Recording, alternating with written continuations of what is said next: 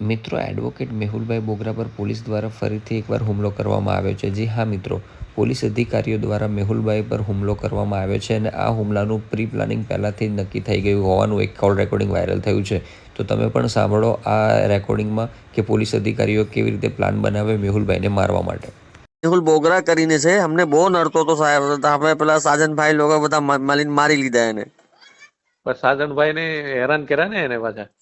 હા, હેરાન કર્યા. આમાં સાહેબ ને બહુ ચગાવ્યો સાહેબ. હવે જાઓ તો એવો હાલ થઈ ગઈ છે, બધા જગ્યા બંધ થઈ ગયો આખા રીજનમાં, 4 રીજનમાં. અચ્છા. હા, અને પેલું એટલું ખરાબ. આપ સાહેબ તો જો ને વિડીયો ને વોટ્સઅપ પેલા ફેસબુક પર કેટલો પોલીસ વાળાના અધિકારીઓ સસ્પેન્ડ કરાવતો હતો આ વિડીયો બનાવીને. તો સાજનભાઈ બધા અમે લોકો પ્લાનિંગ કરી એને ઠોક્યા બરાબર સાહેબ એને. એમ ના ઠોકાય એને બીજી રીતે ઠોકાય. હા સાહેબ, એ તો ગલતી તો થઈ જ ગઈ અમારા લોકોને સાહેબ. સાજનભાઈ ગલતી કરી દીધી એને. હા, વિડીયોમાં આવી જાય એ રીતે થોડું મરાય યાર. હા સાહેબ, તો છે ને ગલતી તો થઈ સાહેબ મારા લોકો થોડુંક.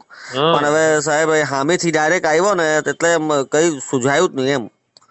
એવું જ કરે. તમને છે ને આપણને પોલીસ ને ઉશ્કેરણી કરે માણસ, એટલે આપણે ન કરવાનું કરી બેસીએ એ આપણી વિરુદ્ધ. અરે મારા પાસે માણસો હતા સાહેબ, પાંડેસરા માણસો હતા. મેં એને કીધું પેલા ભાઈ કે ભાઈ તમે થોડુંક શાંતિ રાખો ને મને કેવો ને. પેલા દિવસે લાજપુર ગયેલો તો કે તિવારી ડાયરેક્ટ આવ્યો તો મારો મગજ જ કામ નહીં કર્યો. પછી મને એક જ રસ્તો દેખાયો, ઠોકા કાઢીને ઠોકો માંડ્યો હું તમે એમ કે. એ નહીં કરવું જોઈએ ને. અમારે તો સાહેબ ઠીક હો જાયેગા તો ચિંતા મત કર. ઠીક है સાહેબ, તમારો ભરોસો શું સાહેબ? હા, હું તો હાવ તૂટી ગયો સાહેબ. मैं भी आ रहा हूँ सूरत. ठीक है. ઓકે સાહેબ, આવો.